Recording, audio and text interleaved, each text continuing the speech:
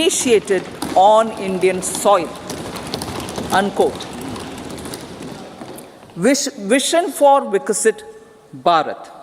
Our vision for Vikasit Bharat is that of prosperous Bharat in harmony with nature, with modern infrastructure, and providing opportunities for all citizens and all regions to reach their potential.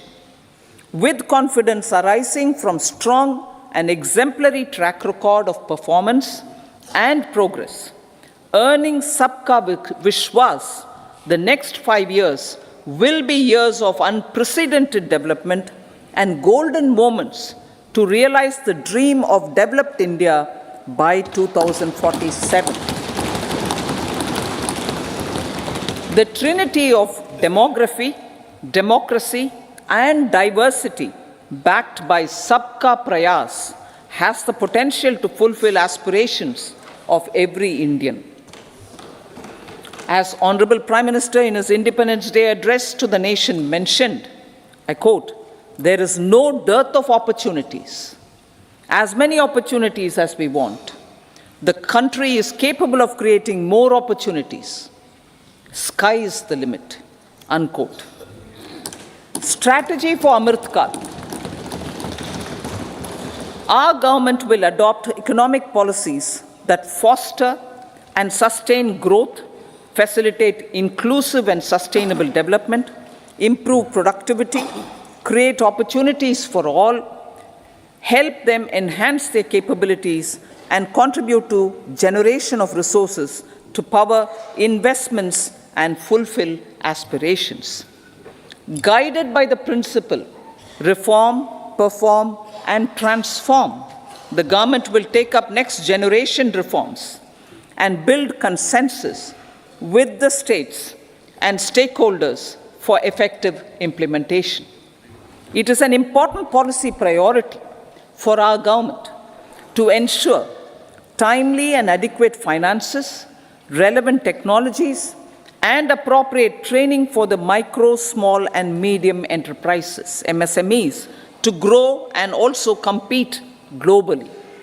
Orienting the regulatory environment to facilitate their growth will be an important element of this policy mix. Aligning with the Panchamrit goals, our government will facilitate sustaining high and more resource-efficient economic growth. This will work towards energy security in terms of availability, accessibility, and affordability. For meeting the investment needs, our government will prepare the financial sector in terms of size, capacity, skills, and regulatory framework. Aspirational Districts Program. Our government stands ready to assist the states in faster development of aspirational districts and blocks, including generation of ample economic opportunities. Development of the East. Our government will pay utmost attention to make the eastern region and its people a powerful driver of India's growth.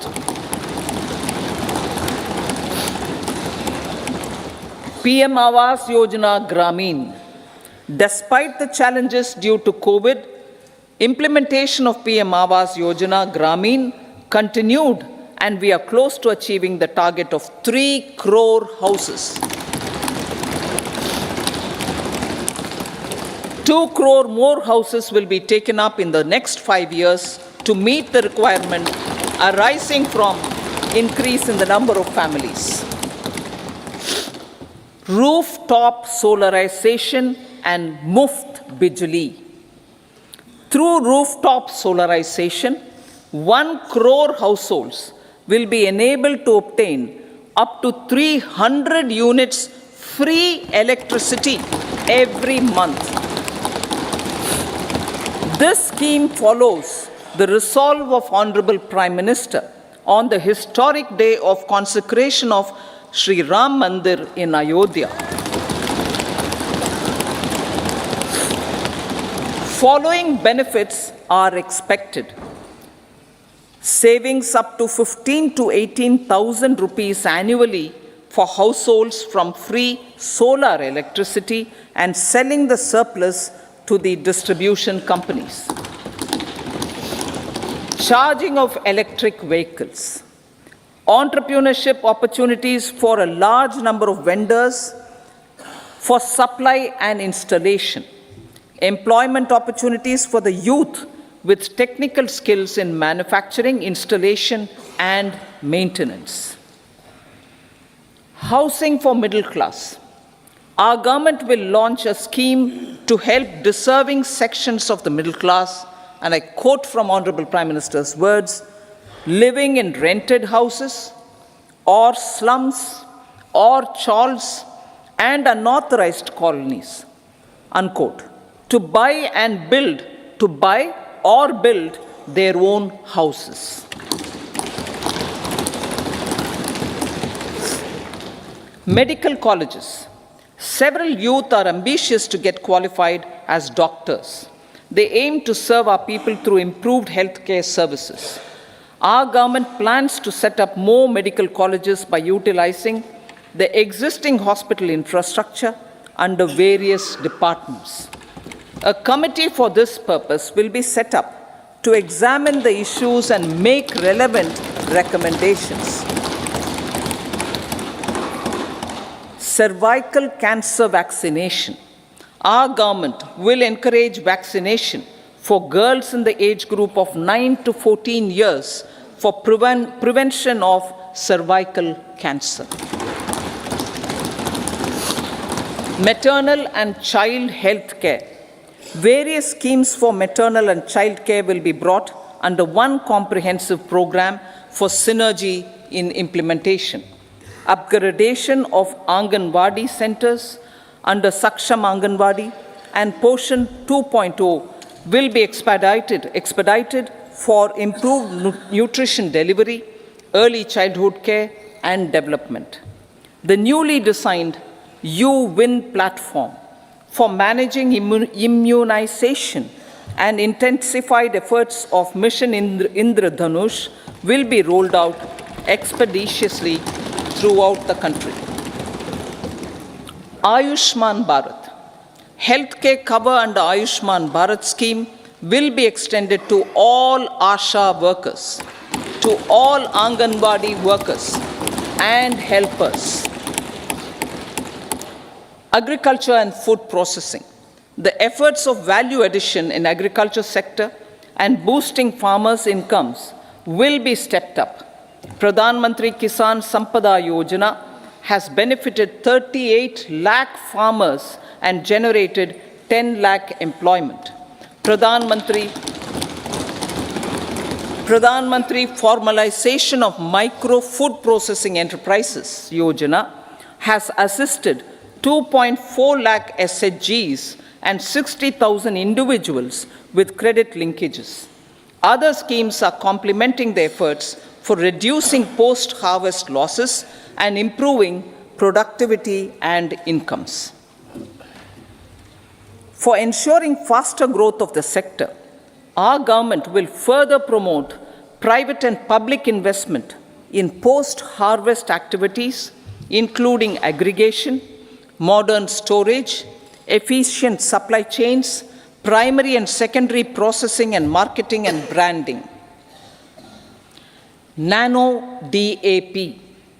After the successful adoption of nano urea, application of nano DAP on various crops will be expanded in all agroclimatic zones. Atmanirbhar Oil Seeds Abhiyan. Building on the initiative announced in 2022, a strategy will be formulated to achieve Atmanirbharta for oil seeds such as mustard, groundnut, sesame, soya bean, and sunflower. This will cover research for high-yielding varieties, widespread adoption of modern farming techniques, market linkages, procurement, value addition, and crop insurance. Dairy development. A comprehensive program for supporting dairy farmers will be formulated. Efforts are already on to control foot and mouth disease. India is the world's largest milk producer with India is the world's largest milk producer, but with low productivity of milch animals. The program will be built on the success of existing schemes such as Rashtriya Gokul Mission, National Livestock Mission, and infrastructure development funds for dairy processing and animal husbandry. Matsya Sampada. It was our government which set up a separate department for fisheries, realizing the importance of assisting fishermen. This has resulted in doubling of both inland and aquaculture production. Seafood exports since 2013-14 has also doubled. Implementation of Pradhan Mantri Matsya Sampada Yojana will be stepped up to 1. Enhance aquaculture productivity from existing 3 to 5 tons per hectare. 2. Double exports to 1 lakh crore rupees, and 3. Generate 55 lakh employment opportunities in the near future. 5 integrated aqua parks will also be set up. Lakpati Didi.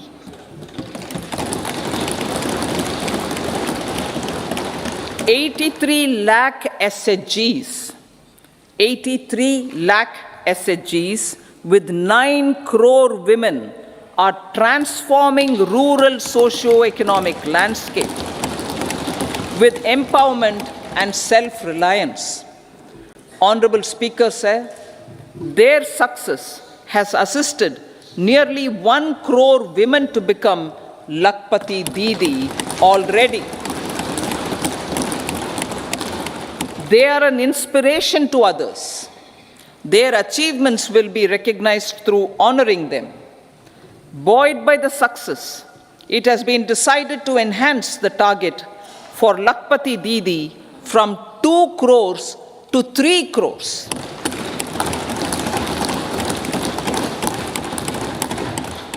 Technological changes, new age technologies and data are changing the lives of people and businesses. They are also enabling new economic opportunities and facilitating provision of high quality services at affordable prices for all, including those at the bottom of the pyramid. Opportunities for India at the global level are expanding.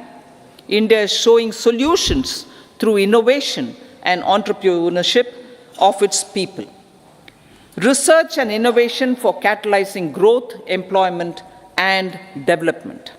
Prime Minister Shastri, Prime Minister Lal Bahadur Shastri gave the slogan of Jai Jawan, Jai Kisan. Prime Minister Vajpayee, Atal Bihari Vajpayee ji, made that Jai Jawan, Jai Kisan, Jai Vigyan. Prime Minister Modi has furthered that to Jai Jawan, Jai Kisan, Jai Vigyan, and Jai Anusandhan, as innovation is the foundation of development. For our tech-savvy youth,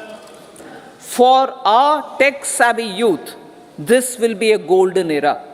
A corpus of 1 lakh crore rupees will be established with 50-year interest-free loan provided. The corpus will provide long-term financing or refinancing with long tenors and low and or nil. I repeat that sentence. The corpus will provide long-term financing or refinancing with long tenors and low or nil interest rates. This will encourage the private sector to scale up research and innovation significantly in sunrise domains. We need to have programs that combine the powers of our youth and technology. A new scheme will be launched for strengthening deep tech technologies for defense purposes and expediting Atmanirbharta. Infrastructure development. Building on the massive tripling of the capital expenditure outlay in the past 4 years, resulting in huge multiplier impact on economic growth and employment creation, the outlay for the next year is being increased by 11.1% to 11,111 crore rupees. This would be 3.4% of our GDP. Railways. 3 major railway corridor programs will be implemented. These are energy, mineral, and cement corridor. Number 2, port connectivity corridors. And number 3, high traffic density corridors. The projects have been identified under the PM Gati Shakti for enabling multimodal connectivity. They will improve logistics efficiency and reduce cost. The resultant decongestion of the high traffic corridors will also help in improving operations of passenger trains, resulting in safety and higher travel speed for passengers. Together with dedicated freight corridors, these 3 economic corridor programs will accelerate our GDP growth and reduce logistic costs.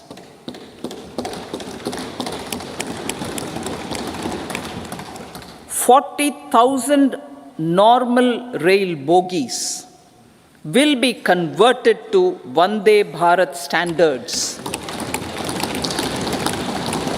to enhance safety, convenience, and comfort of passengers. Aviation sector. The aviation sector has been galvanized in the past 10 years. Number of airports have doubled to 149. Rollout of air connectivity to Tier 2 and Tier 3 cities under UDAN scheme has been widespread. 517 new routes are carrying 1.3 crore passengers. Indian carriers have proactively placed orders for over 1,000 new aircrafts. Expansion of existing airports and development of new airports will continue expeditiously.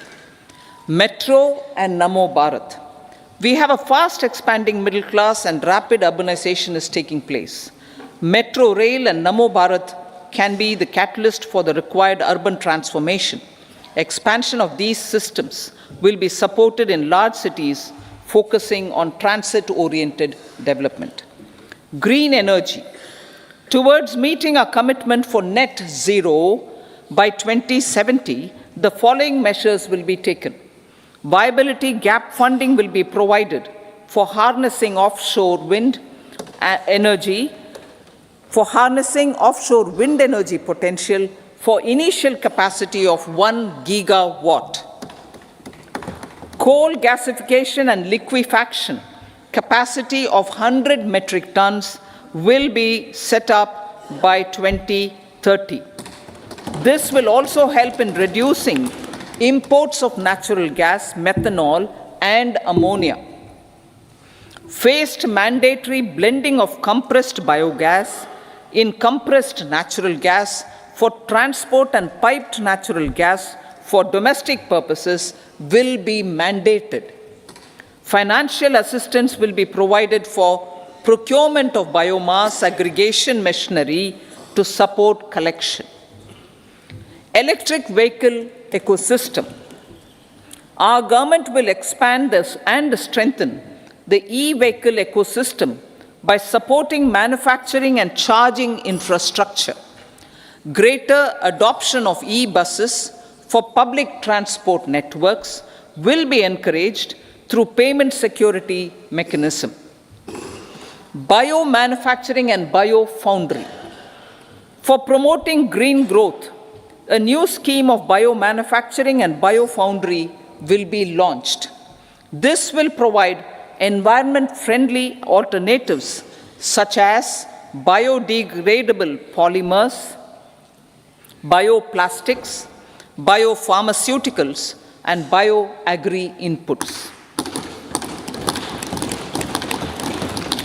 This scheme will also help in transforming today's consumptive manufacturing paradigm to the one based on regenerative principles.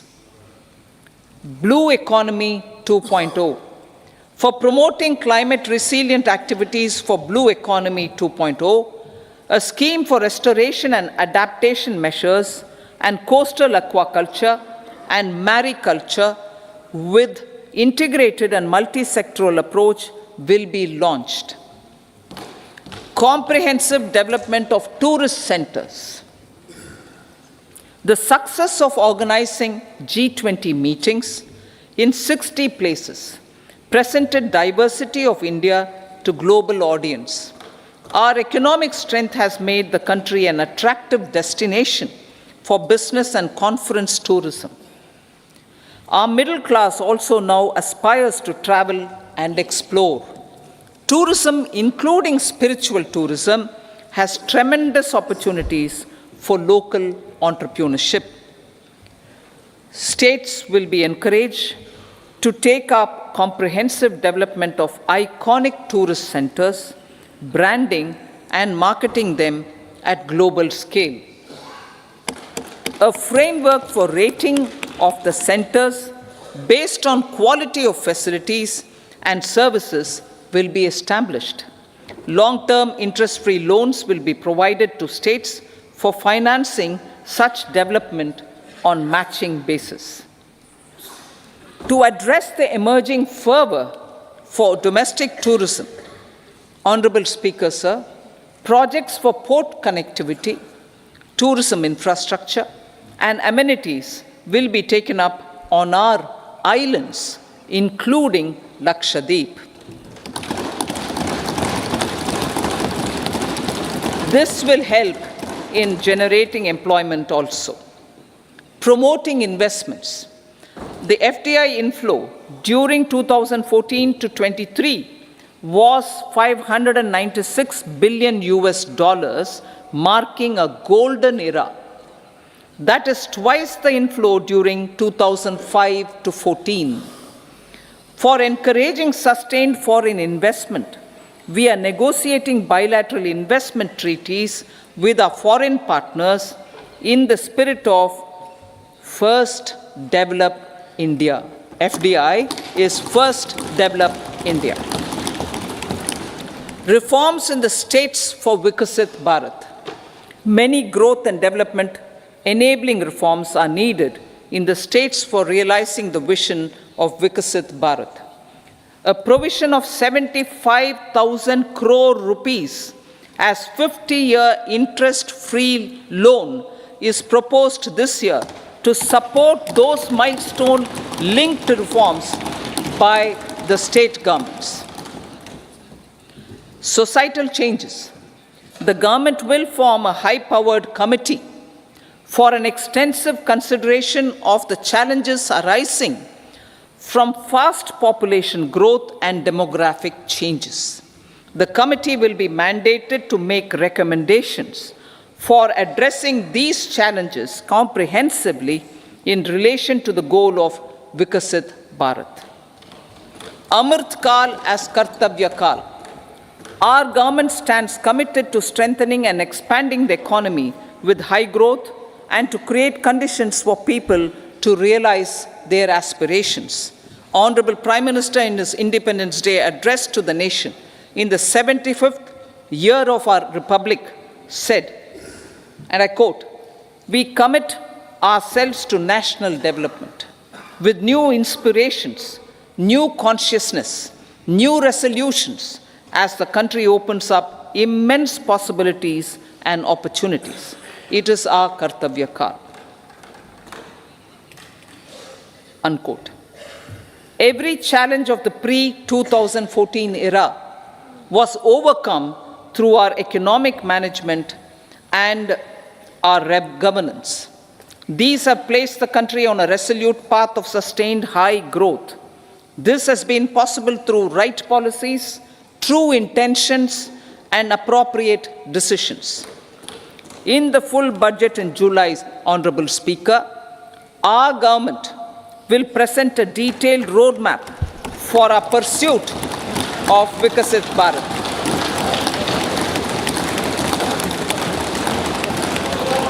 Revised estimates of 2023-24. The revised estimate of the total receipts other than borrowings is 27.56 lakh crores of rupees, of which the tax receipts are 23.24 lakh crore rupees. The revised estimate of total expenditure is 44.90 lakh crore rupees. The revenue receipts at 30.03 lakh crore rupees are expected to be higher than the budget estimate, reflecting strong growth momentum and formalization in the economy. The revised estimate of the fiscal deficit is 5.8% of GDP, improving on the budget estimate, notwithstanding moderation in the nominal growth estimates. Budget estimates for 2024-25. Coming to the year 2024-25, the total receipts other than borrowings and total expenditure are estimated at 30.80 and 47.66 lakh crore rupees respectively. The tax receipts are estimated at 26.02 lakh crore rupees. The scheme of 50-year interest-free loan for capital expenditure to states will be continued this year with an outlay of 1.3 lakh crore rupees.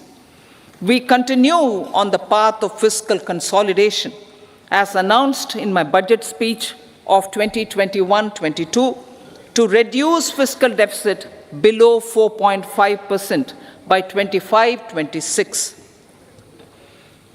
The fiscal deficit in 2024-25 is estimated to be 5.1% of GDP, adhering to that path.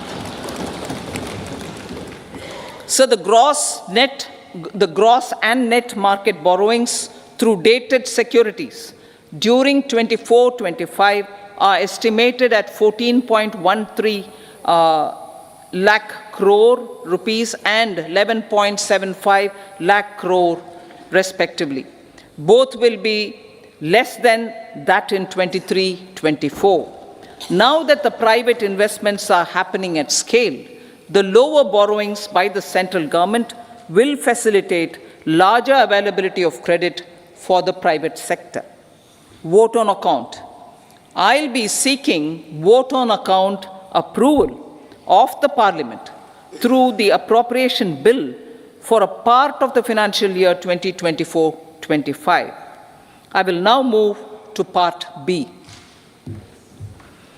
Honorable Speaker, sir, over the last 10 years, the direct tax collections have more than trebled and the return filers swelled 2.4 times. I would like to assure the taxpayers that their contributions have been used wisely for the development of the country and welfare of its people. I appreciate the taxpayers for their continued support. The government has reduced and rationalized tax rates. Under the new tax scheme, there is now no tax liability for taxpayers with income up to 7 lakh rupees, up from 2.2 lakh rupees in the financial year 2013-14. The threshold for presumptive taxation for retail businesses was increased from 2 crores to 3 crores. Similarly, the threshold for professionals eligible for presumptive taxation was increased from 50 lakh rupees to 75 lakh rupees. Also, corporate tax rate was decreased from 30% to 22% for existing domestic companies and to 15% for certain new manufacturing companies. Honorable Speaker, sir, in the last 5 years, our focus has been to improve taxpayer services. The age-old jurisdiction-based assessment system was transformed with the introduction of faceless assessment and appeal, thereby imparting greater efficiency, transparency, and accountability. Introduction of updated income tax returns, a new Form 26AS, and pre-filling of tax returns have made filing of tax returns simpler and easier. Average processing time of returns has been reduced from 93 days in the year 2013-14 to a mere 10 days this year, thereby making refunds faster. Indirect taxation.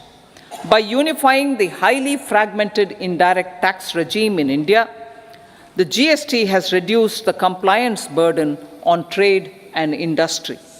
The industry has acknowledged the benefits of GST.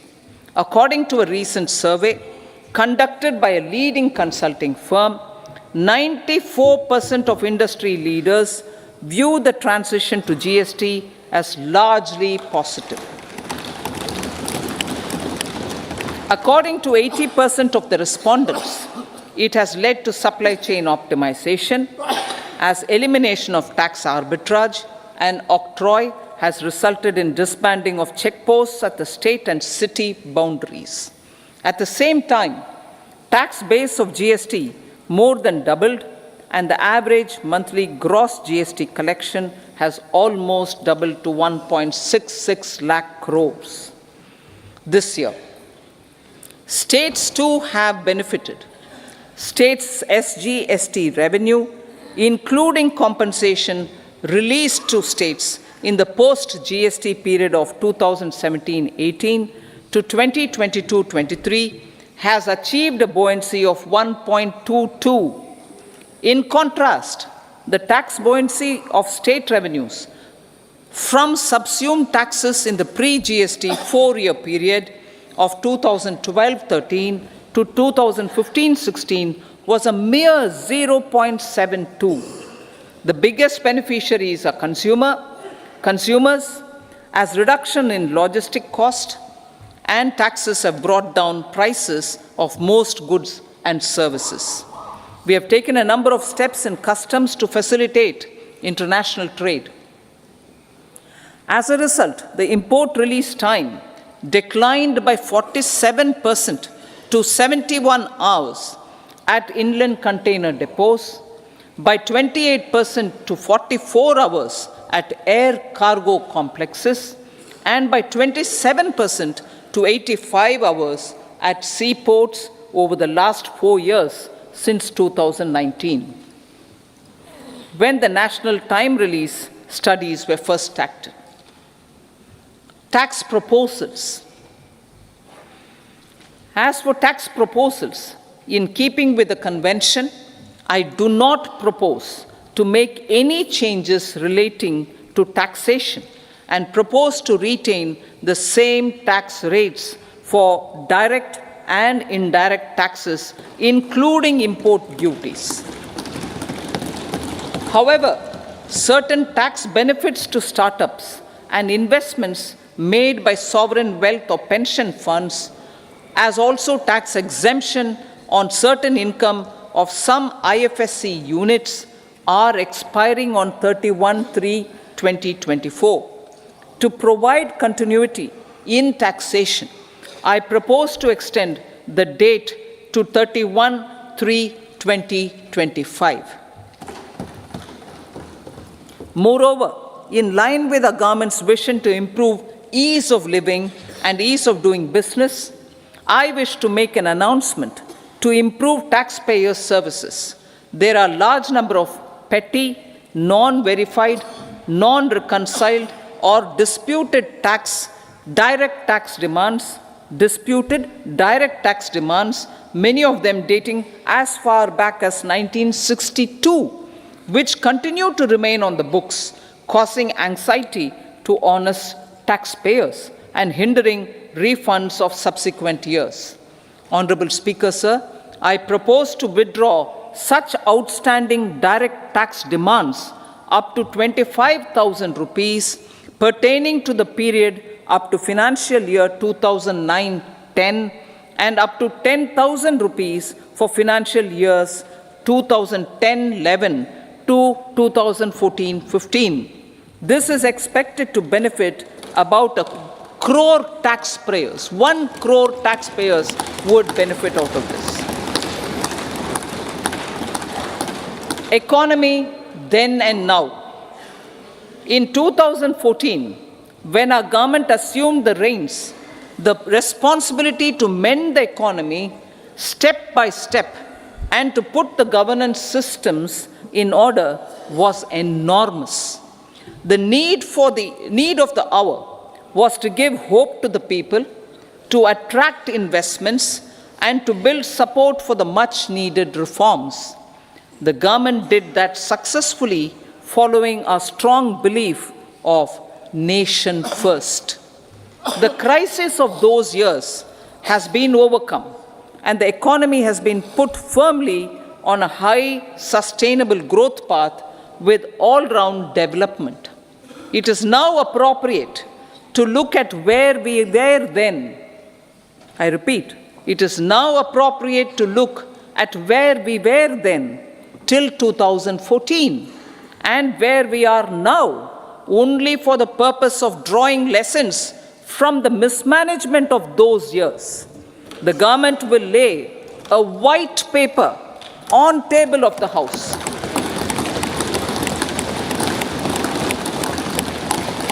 The exemplary track record of governance, development, and performance, effective delivery, and Jan Kalyan has given the government trust, confidence, and blessings of the people to realize whatever it takes.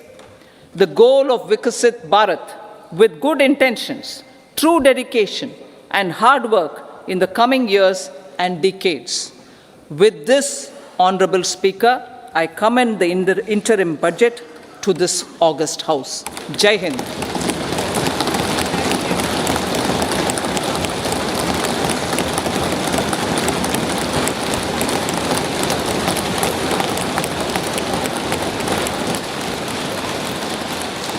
Item number 2, Shrimati Nirmala Sitharaman ji.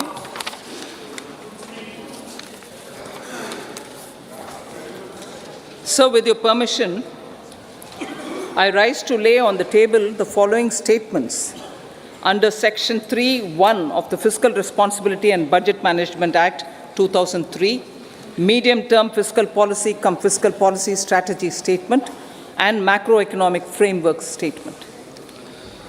Item number 3, Shrimati Nirmala Sitharaman ji.